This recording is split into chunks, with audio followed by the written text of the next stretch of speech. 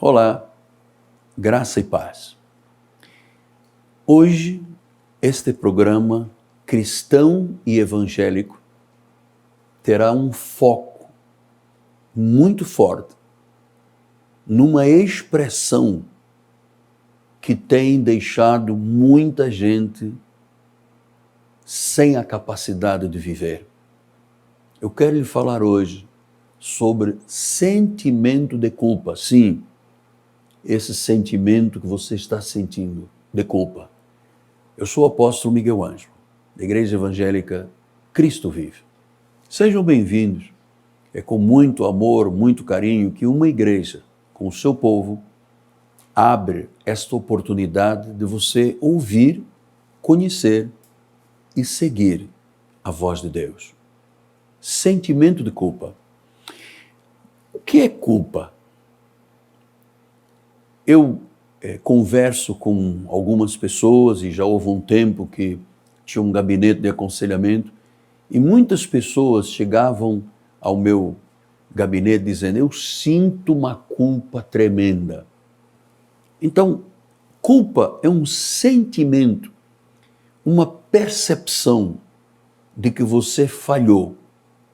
Falhou com alguém ou achar que o outro achou que você falhou. E muitas vezes a pessoa sente um sentimento tão degradante, tão agressivo, tão destruidor, que a pessoa fica sem rumo na vida. E note uma coisa, por favor. A culpa sempre está relacionada com algo do passado. Foi alguma coisa que você deixou de fazer, sabe? Eu queria me casar, tive uma oportunidade, deixei passar o barco. Eu quase me formei, eu quase me casei, eu quase me tornei um empresário. Então, coisas do passado que a pessoa deixou de fazer ou fez e que depois sente um grande arrependimento. E chama-se sentimento de culpa. Na Bíblia Sagrada há vários momentos fortíssimos na vida de um homem que foi um homem segundo o coração de Deus. Davi, o segundo rei de Israel.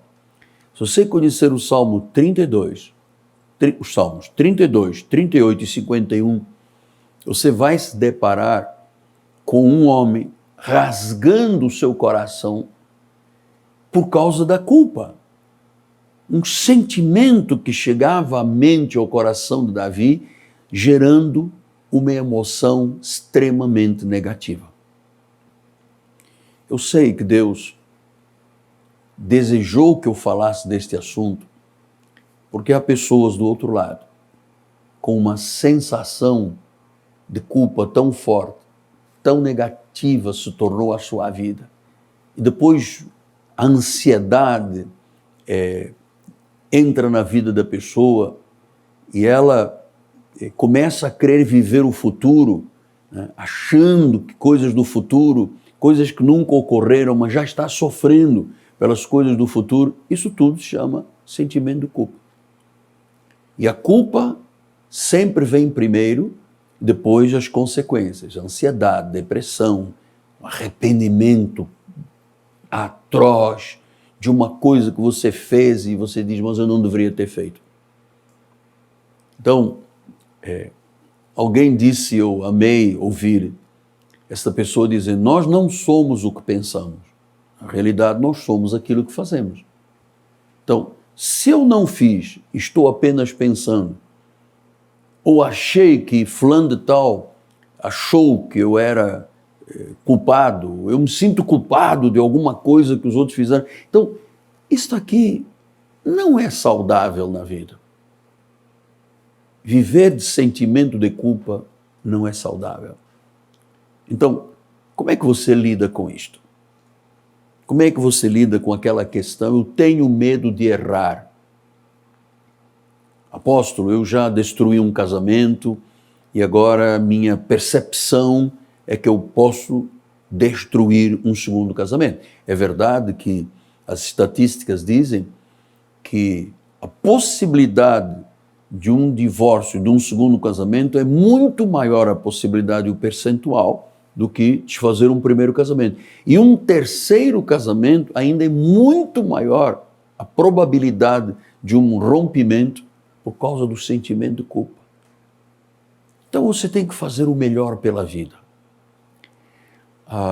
Na realidade, quando você olha, por exemplo, a vida de Davi, você vê como é que ele distorceu os seus pensamentos por causa daquilo que ele sentia, da frustração e da culpa de ter errado.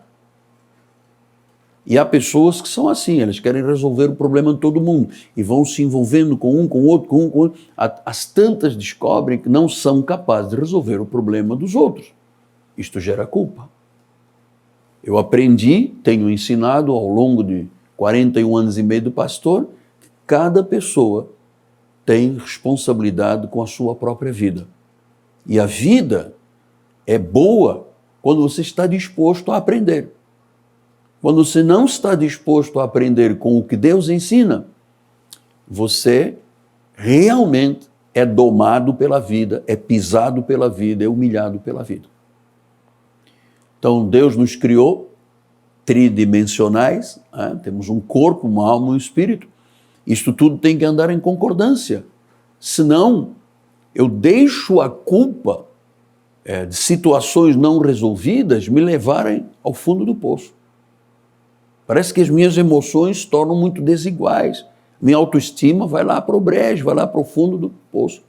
Há uma desesperança. Quando você vê uma pessoa com sentimento de culpa, porque eu fiz, porque eu não devia ter feito, porque eu disse que eu não devia ter dito, porque as pessoas esperavam de mim e afinal de contas não fui capaz, isso traz uma desesperança. E a pessoa só vive do passado. Aquilo que eu fiz, aquilo que eu disse, aquilo que eu deixei de fazer, isso é o pretérito perfeito passado. Viver, amado, deixa o passado no lugar dele. Passado. Você precisa hoje começar a ter uma visão do futuro. Saber que Deus quer que você faça grandes conquistas, que você tenha grandes realizações.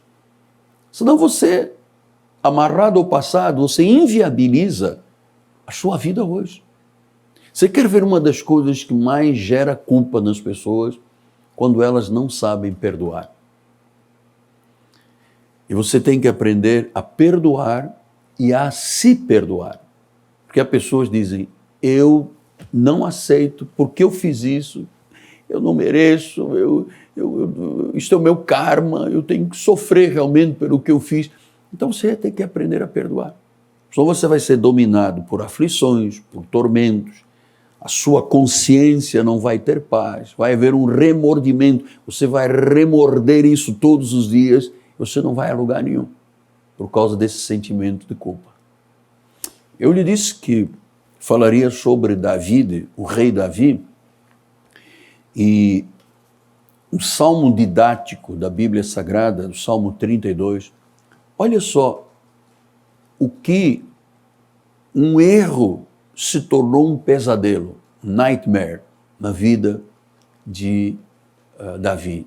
E um sentimento de culpa, de frustração, não devia ter feito, não poderia acontecer, tomou conta dele de tal monta que ele começou-se a ver um homem doente, um homem prantos, um homem com chagas, um homem com pus, abandonado pelos amigos. Mas na realidade esse era o foco dos pensamentos dele, dos sentimentos dele. Ele era um rei saudável, não tinha nenhum desses problemas. A mente estava criando por causa do sentimento de culpa dele ter pecado. Ele diz assim, bem-aventurado aquele cuja iniquidade é perdoada, cujo pecado é coberto. Bem-aventurado o homem a quem o Senhor não atribui iniquidade, em cujo espírito não há dolo. Enquanto eu calei os meus pecados, envelheceram os meus ossos, pelos meus constantes gemidos todo dia. Porque a tua mão pesava dia e noite sobre mim, meu vigor se tornou em sequidão de estio. Mas houve uma hora que eu disse, eu não posso continuar vivendo do meu passado. Eu não posso continuar infringindo em mim de um erro que eu cometi no passado. E ele diz, confessei-te o meu pecado. A minha iniquidade não mais ocultei. Disse, confessarei ao Senhor as minhas transgressões e tu perdoaste a iniquidade do meu pecado.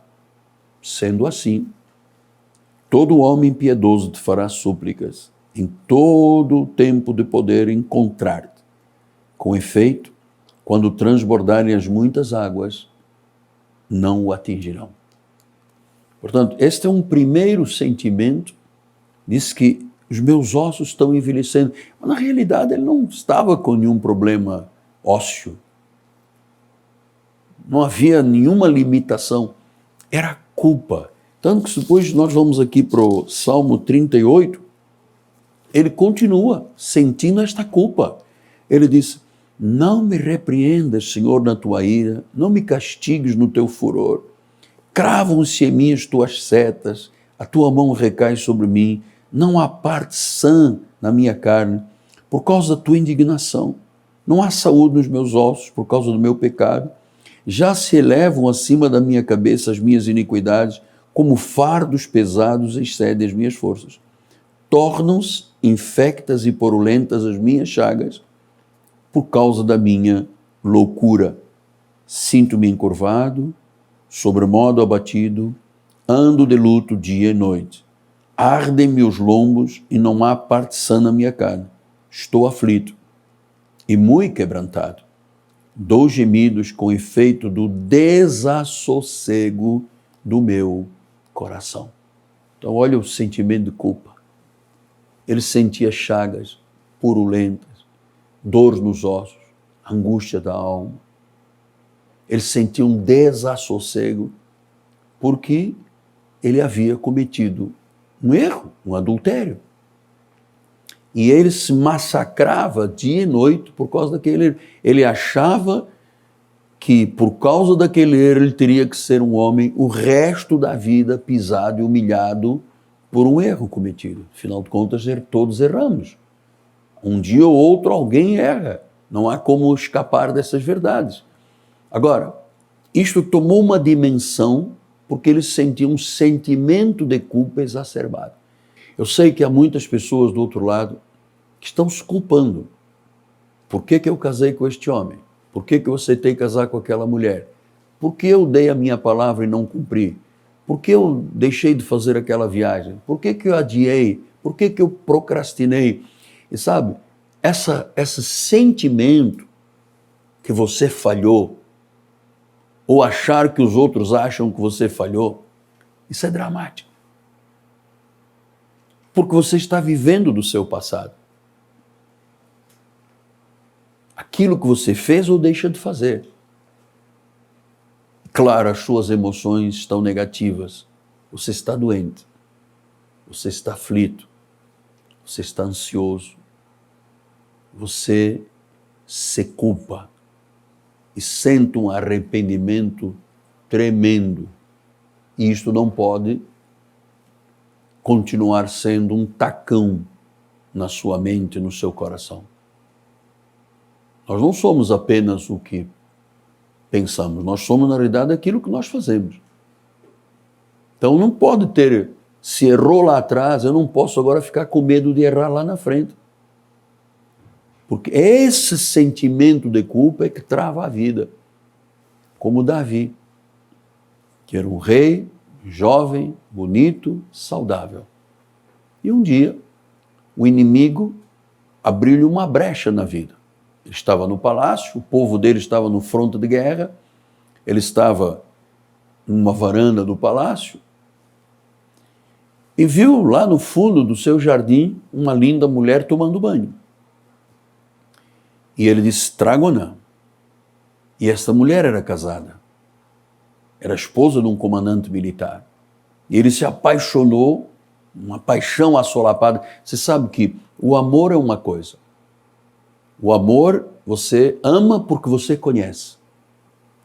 A paixão não. Você não conhece e diz que está amando. E ele teve uma paixão assolapada e cometeu um adultério. Veio um profeta e apontou-lhe o dedo e disse, é você.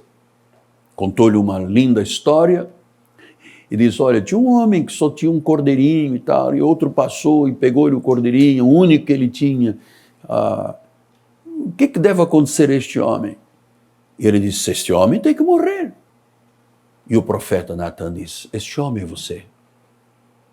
E a partir daquele momento, um sentimento de culpa caiu. Ele entendeu que ele errou e começou a se culpar.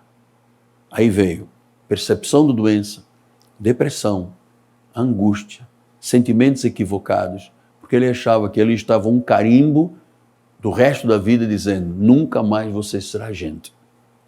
E é isso que muita gente está lá do outro lado pensando. Nunca mais serei um empresário, nunca mais serei um marido, nunca mais serei uma esposa, nunca mais serei um profissional liberal, um executivo, porque eu cometi um erro, porque eu me equivoquei, fiz o que não devia ter feito, dei um passo que não poderia ter dado, e agora eu tenho um tacão, como um chicote, chicoteando a minha alma, dia e noite, como naqueles filmes da escravidão, né? Ficava lá o senhor do engenho com o chicote batendo nas pessoas por causa da sua cor. Deus não é assim. Ele perdoa. Claro que ele não inocenta, mas ele perdoa.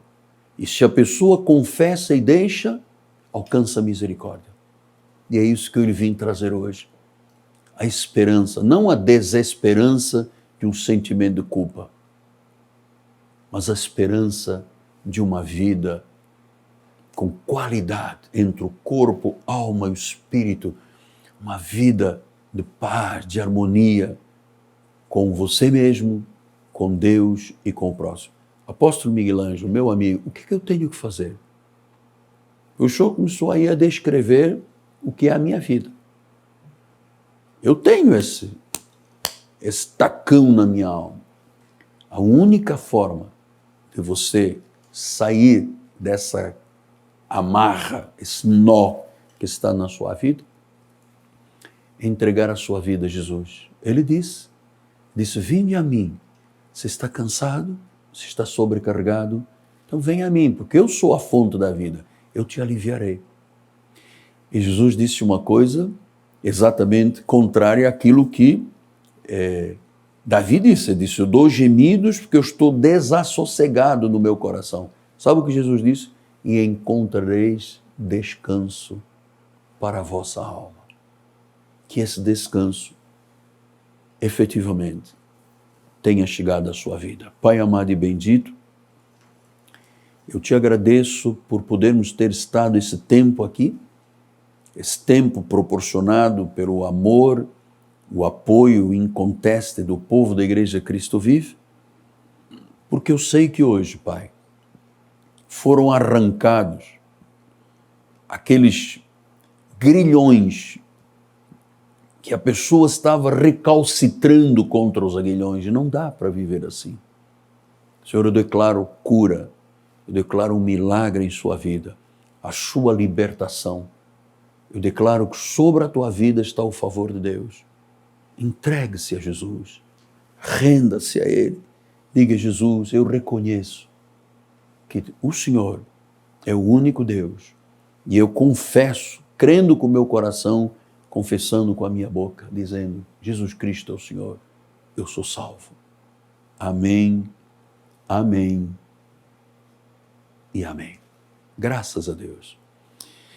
Muito bem, chegamos, o meu diretor já me anunciou ali que eu já fiz 18 minutos de programa e que gostaria que eu agora conversasse com o povo mais intimamente. E eu quero, em primeiro lugar, lhe dizer que este programa tem o suporte de uma igreja. É um ministério da graça de Deus genuína que promove uma última reforma protestante no Rio, no Brasil e no mundo. Estamos em mais de 123 países. E que nosso objetivo é divulgar a palavra para que muitas vidas sejam resgatadas. Eu quero deixar uma palavra de amor e um desafio. Se você sentiu de Deus que este programa lhe ajudou, ajude-me a continuar a nossa programação estadual e internacional com a sua contribuição amorosa. Segundo lugar, dizendo que amanhã nós vamos estar na igreja 9 da manhã e 6 da tarde. 2 grandes encontros. Mas amanhã também estaremos aqui na Bandeirantes, às 8 horas da manhã, com o culto em sua casa. Nosso endereço da catedral é Rua Maricá 320, na Zona Oeste do bairro do Campinho.